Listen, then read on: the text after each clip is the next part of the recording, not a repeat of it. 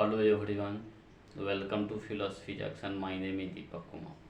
आज के सेशन में आप सभी का स्वागत है। आज के सेशन में हम लोग न्याय दर्शन का अनुमान प्रमाण पढ़ेंगे, डिटेल एक्सप्लेनेशन पढ़ेंगे। बीपीएससी यूपीएससी सभी एग्ज़ामों में, मेंस एग्ज़ामों के लिए महत्वपूर्ण है। आज हम लोग अनुमान प्रमाण को डिटेल में पढ़ेंगे।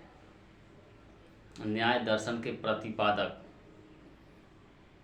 महर्षि गौतम हैं।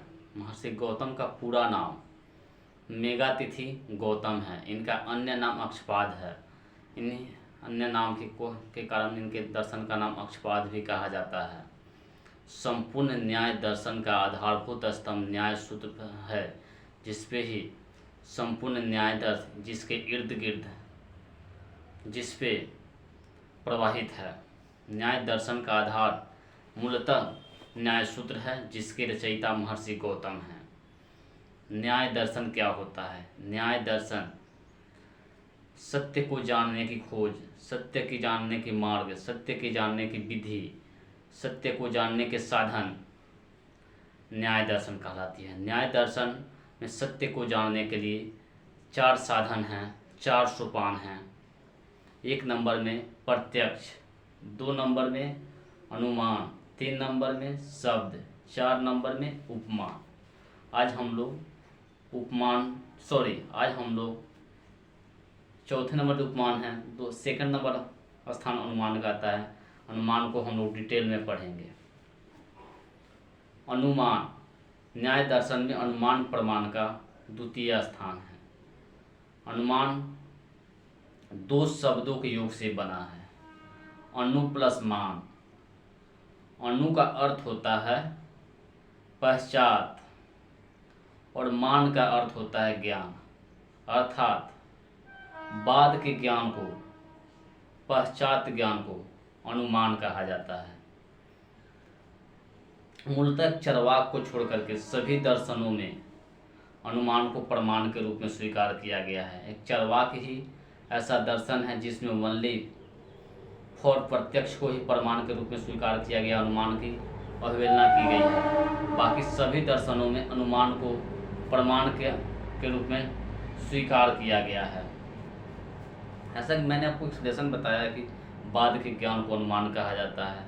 जैसे कि हमने पहाड़ पे धुआं को देख करके आग का अनुमान किया जाता है। ये सब अनुमान हैं। इसलिए महर्षि गौतम ने प्रत्यक्ष मूलक प्रमाण कहा है। अनुमान वह ज्ञान है जिसके माध्यम से प्रत्यक्ष से अप्रत्यक्ष की ओर जाया जा सकता है। पश्चात दर्शन में प्रत्यक्ष से अप्रत्यक्ष की ओर जाना अनुमान कहलाता है। प्रत्यक्ष को न्याय शास्त्र में, न्याय दर्शन में एक लौकिक प्रमाण माना गया है। सभी प्रमाणों में प्रथम स्थान प्रत्यक्ष को है और द्वितीय स्थान अनुमान को है, जबकि अनुमान द्वितीय कोटि का प्रमाण है। अनुमान में 3 वाक्य या 3 अव्यय होते हैं। 1 नंबर पक्ष, 2 नंबर हेतु, 3 नंबर साध्य। पक्ष हेतु साध्य के मध्य संबंध को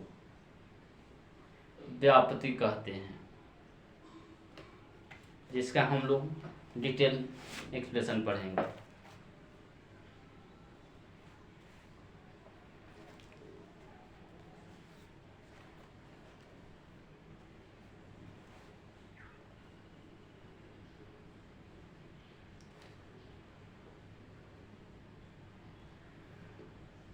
पक्ष हेतु साध्य, जिसके संबंध पहाड़ के संबंध में, धुआं के संबंध में, साध्य के संबंध में आग का अनुमान किया जाता है, जो अनुमान के 3 वाक्य या अव्यय कहलाते हैं।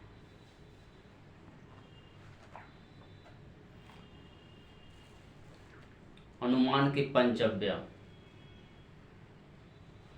अनुमान में 5 तत्व 5 अव्यय होते हैं। जिस तरह मेरा शरीर 5 तत्वों के मेल से बना है, क्षिति जल पावक गगन समीरा, उसी प्रकार अनुमान के 5 अव्यय होते हैं। 1 नंबर प्रतिज्ञा। 2 नंबर हेतु, 3 नंबर साध्य,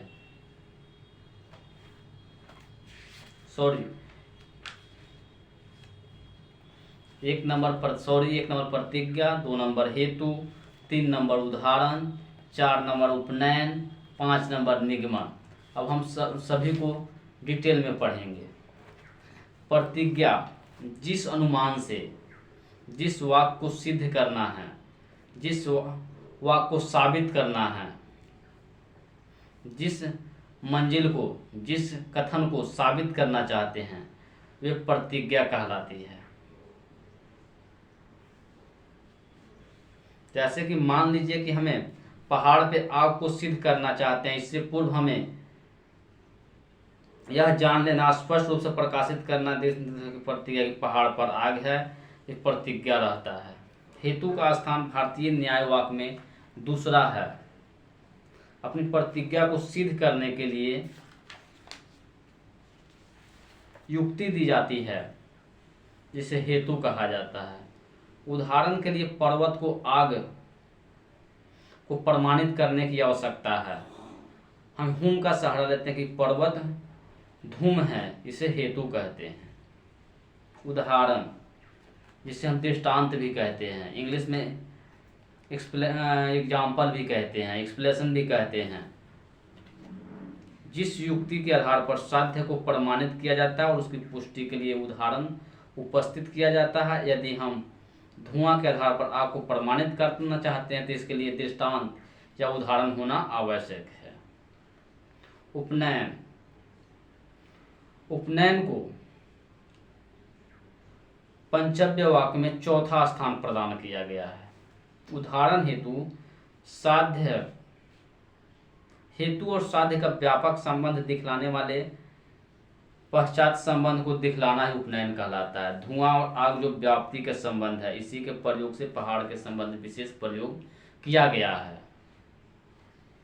निगमन, निगमन का पंचव्य वाक्य में 5वां स्थान है। जैसा कि पर्वत पर आग है, इसे हम आरंभ में सिद्ध करने चले थे। जब तक इसे सिद्ध नहीं किया जाता यह प्रतिज्ञा कहलाता है, और जब यह सिद्ध हो जाता है तो निगमन कहा जाता है। प्रतिज्ञा, हेतु, उदाहरण, व्याप्ति वाक्य उपनयन की सहायता से सिद्ध होता है तो इसका रूप निगमन में हो जाता है। निगमन की प्रतिज्ञा की पुनरावृत्ति होती है। निगमन की अवस्था को प्राप्त कर लेने के बाद सभी तरह की शंका का समाधान हो जाता है। इस प्रकार जैसे कि हमने अनुमान के पंचव्य को पढ़ा, इसको हम लोग एक एक एग्जाम्पल से पढ़ेंगे। प्रतिज्ञा, जैसा कि हमने आपको बताया कि पंचव्य, अनुमान के पंचव्य माने कि जिस तरह मेरे शरीर का निर्माण 5 तत्वों से हुआ है, उसी प्रकार अनुमान में 5 पंचव्य होते हैं, 5 तत्व होते हैं। प्रतिज्ञा, हेतु, उदाहरण, उपनयन, निगमन, जिसको हम लोग एक एक उदाहरण से देखेंगे। प्रतिज्ञा माने पहाड़ पर आग है, पर्वत पर आग है। हेतु, क्योंकि धुआं है। उसके बाद हम लोग आते हैं प्रतिज्ञा, हेतु, उदाहरण, जहां जहां आग है वहां वहां धुआं होती है। एग्जाम्पल, रसोई घर में उदाहरण का सर्वोत्तम उदाहरण है कि जहां जहां धुआं है, जहां जहां आग होता है, रसोई घर उसका सर्वोत्तम उदाहरण है। पहाड़ पर धुआं है, उपनयन, इसलिए पहाड़ पर आग है, निगमन।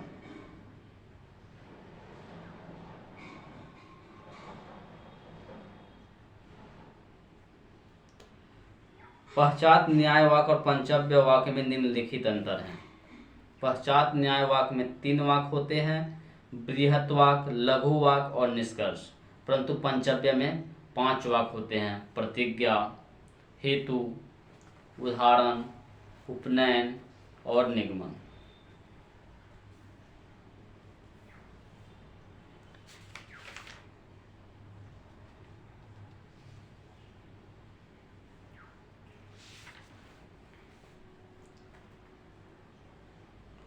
अनुमान का आधार साध्य और व्याप्ति की स्थापना करना है। ये 2 बातों के लिए आवश्यक है। पक्ष हेतु और साध्य हो।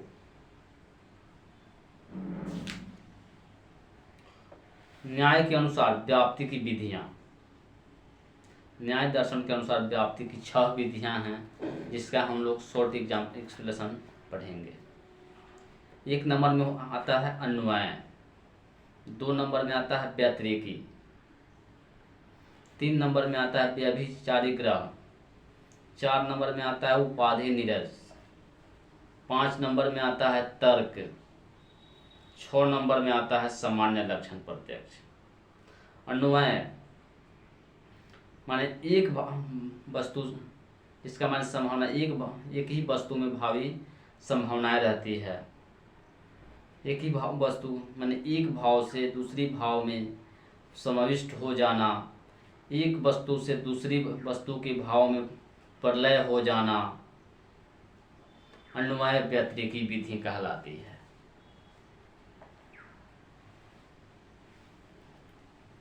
जैसे जहाँ जहाँ धुआं है वहाँ आग है, यह पश्चात दार्शनिक मिल के कथन है, मेथड ऑफ आर्गुमेंट से मिलता जुलता है। 2 नंबर व्यतिरेकी, एक वस्तु से दूसरी वस्तु के से अभाव को जानना व्यतिरेकी कहलाता है।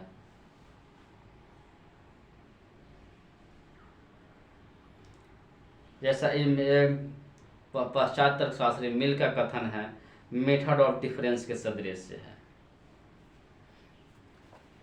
व्यभिचारी ग्रह, 2 वस्तुओं के बीच विचार का अभाव व्यभिचार ग्रहण होता है और व्यभिचार कहलाता है।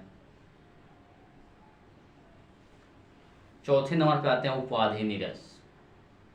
उपाधि निरस व्याप्ति संबंध के अनुसार न्यायिकों का अनौपाधिक संबंध होना, अत्यंत होना, 2 घटनाओं के संबंध में यदि उपाधि पर निर्भर हैं तो बीच के संबंध को व्याप्ति संबंध में दोष आ जाएगा,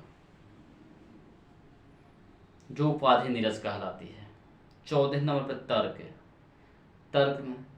तर्क न्यायिकों ने तर्क को लॉजिकल वितर्क के ऊपर, जैसा कि हमने देखा है कि न्यायिकों के द्वारा मत को पुष्टि करने के लिए मन में संशयवादी मतों को प्रविष्ट करना।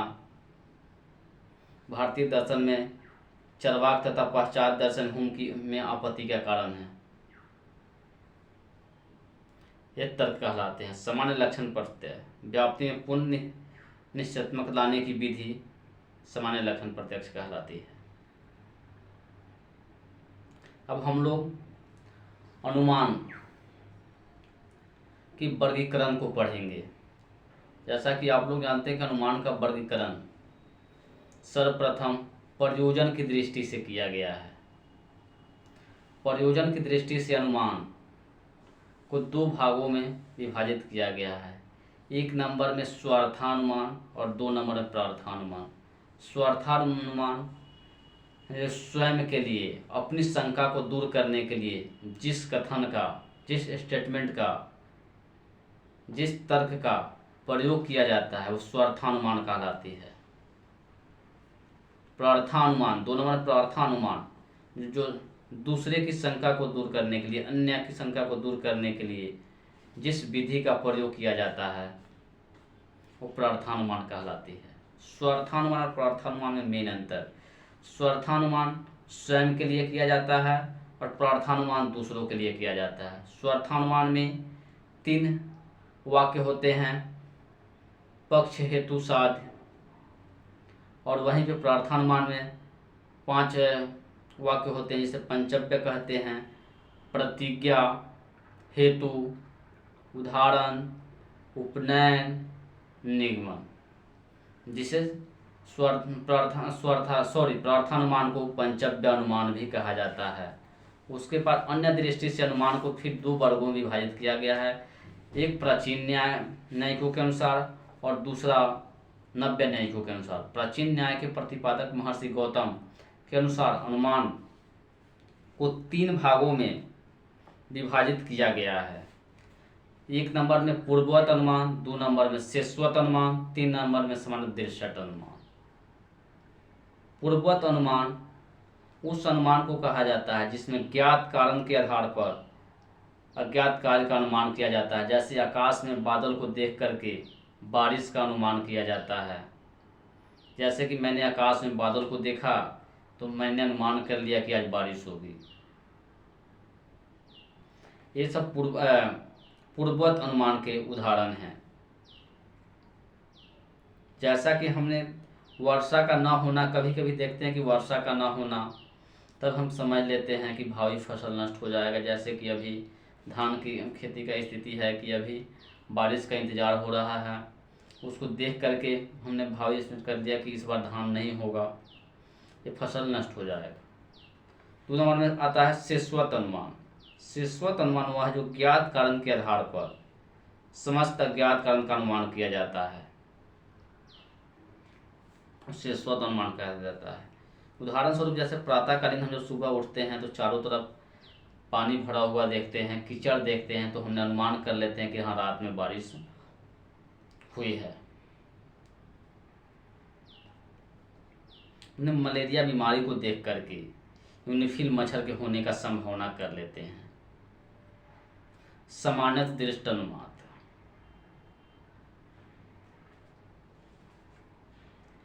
सामान्य दृष्ट अनुमान हुआ है कि सामान्य दो वस्तुओं की भिन्नता को देख करके एक साथ उनके आपसी संबंध को ना देख करके एक साथ नहीं पाए जाने के कारण आधार पर, तर्क के आधार पर हम अनुमान कर लेते हैं, सामान्य दृष्ट अनुमान कहते हैं।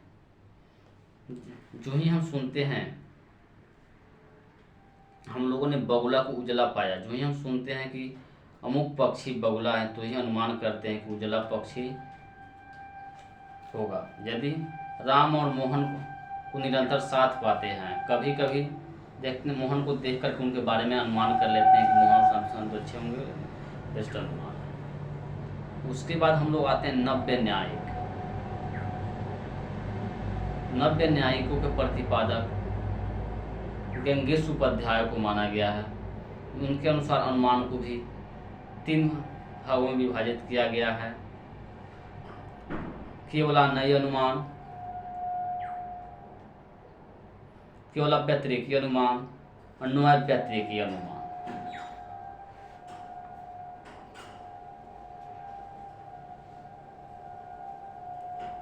जब व्याप्ति की स्थापना भावात्मक उदाहरणों से होती है तो उस अनुमान को केवल लय अनुमान कहा जाता है।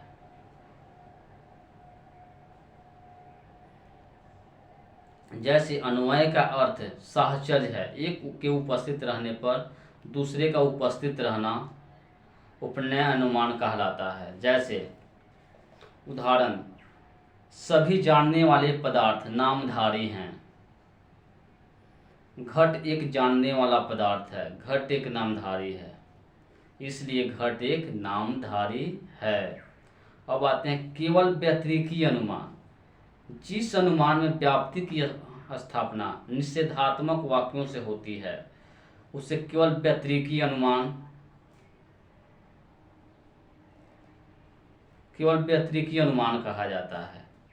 जैसे सभी आत्मा रहित वस्तुएं चेतना रहित है, सभी जीव चेतन है, इसलिए सभी जीवों में आत्मा होती है।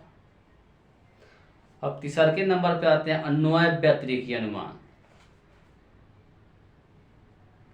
जिस अनुमान की स्थापना अन्वय और व्यतिरेकी दोनों विधियों से होती है उसे अन्वय व्यतिरेकी अनुमान कहा जाता है।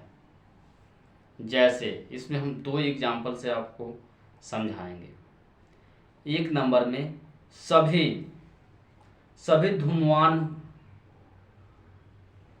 वस्तुएं अग्नि युक्त है, पहाड़ धूमवान है, अतः पहाड़ में अग्नि है।